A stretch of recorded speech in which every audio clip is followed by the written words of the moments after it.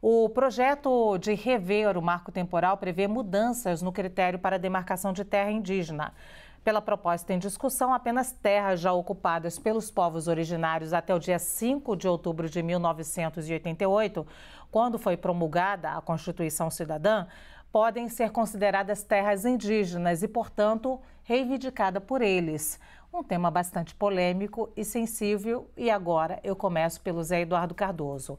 A indenização cria barreiras para a demarcação de terras indígenas e te pergunto, inclusive, mais, quem deve, então, ser indenizado? Ruralistas ou indígenas, ô Zé Eduardo? Bem, em primeiro lugar, Luciana, uma observação. Esse projeto de lei que fala e que fixa o marco temporal é absolutamente inconstitucional e não há como ele sobreviver.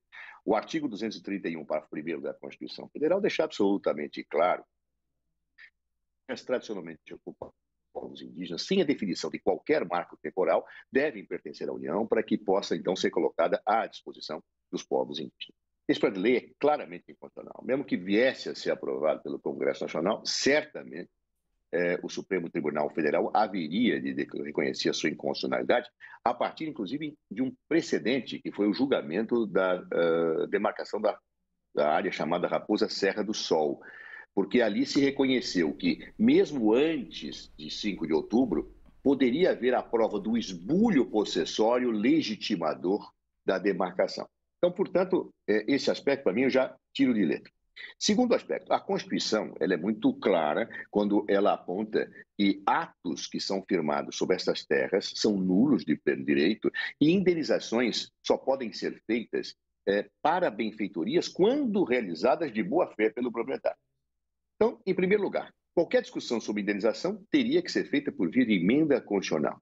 Segundo lugar, qualquer hipótese de indenização retroativa para quem já foi desalojado da sua terra por força de uma demarcação é absolutamente irracional, inaceitável e demolidora das finanças do Estado brasileiro, além de poder se discutir a violação de direitos adquiridos, que são cláusulas pétreas no texto constitucional. Outro dado, indenizações para o futuro. Veja, se afirmar isto, acabou as demarcações das terras indígenas no Brasil. Ou seja, é uma maneira ardilosa de se parar com as demarcações. Eu, porém, até por ter vivido isso na pele com o ministro da Justiça, chegava a uma situação que eu cheguei a dialogar, mas não consegui viabilizar. Eu acho que existem algumas situações mais extremas em que a indenização deveria ser devida, sim, para o proprietário. Quais são esses casos? Os casos em que o próprio poder público titulou indevidamente a área. Muita gente recebeu, através de doação de terras ou outros expedientes do poder público, de estados ou da União, uma titularização da terra e, às vezes, até no início do século XX. E, a partir daí de um título com escritura registrada, vem exercendo a sua situação. Às vezes são pequenos proprietários, pessoas que dependem daquilo para viver. E se efetivamente houve uma titulação indevida por parte do poder público, foi o poder público quem agiu com esbulho possessório. Então, acredito eu que seria, pelo princípio da responsabilidade do Estado, do âmbito civil, que fosse devida uma indenização a esses proprietários que têm título e cujo título não foi falsificado na origem e que a titulação foi dada pelo próprio Estado. Nesses casos, uma emenda constitucional poderia trabalhar, sim, a meu ver, uma indenização, mas apenas nestes casos.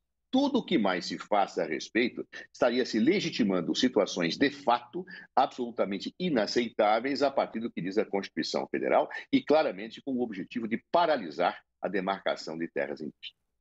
Muito bem. Clever, a indenização cria barreiras para a demarcação de terras indígenas. Quem deve ser indenizado, aliás, ruralistas ou indígenas? Olha, o professor Zé Eduardo fala de uma coisa muito interessante, a explosão orçamentária, né? Aquelas famosas desapropriações indiretas e milionárias que geram um atentado aos cofres públicos de maneira enorme. Bom, vamos lá. O artigo 231 da Constituição Federal, ele tem um efeito retroativo. As questões que tratam das terras indígenas, a gente não pode tratar aqui que a cadeia sucessória do eventual ocupante seja preservada em situação em que a própria Constituição reconhece a terra indígena não a partir do dia 5 de outubro de 88, mas pré-existentemente. Isso aqui é um grande exemplo de direito e garantia fundamental fora do artigo 5º. Muita gente fala o seguinte: os direitos e garantias individuais não têm caráter retroativo. É lógico que possuem caráter retroativo, porque senão nós falaríamos que as pessoas só têm dignidade humana a partir do dia 5 de outubro de 88. Portanto, a Constituição, ela reconhece algo pré-existente, né? Não são os índios que nasceram após o dia 5 de outubro de 88. Nós estamos tratando da comunidade indígena anterior. Portanto, é importante que, nessa questão específica da indenização, me parece bem assertiva a análise do Zé Eduardo. Por quê? Do contrário, nós teríamos aqui um processo explosivo econômico onde a União não suportaria, porque todos nós pagaríamos essa conta, não suportaria a indenização por essa ocupação, não é essa ocupação. E aí o indígena também vai requerer o seu direito de indenização, por quê? Porque, enfim, o sujeito também ficou na minha terra durante anos. E o que me espanta disso tudo é o seguinte: nós estamos aí há quase 35 anos com esse novo sistema constitucional e até hoje, passados vários governos, nós não tivemos ainda uma definição, uma exatidão da questão indígena e ocupação territorial do índio no Brasil.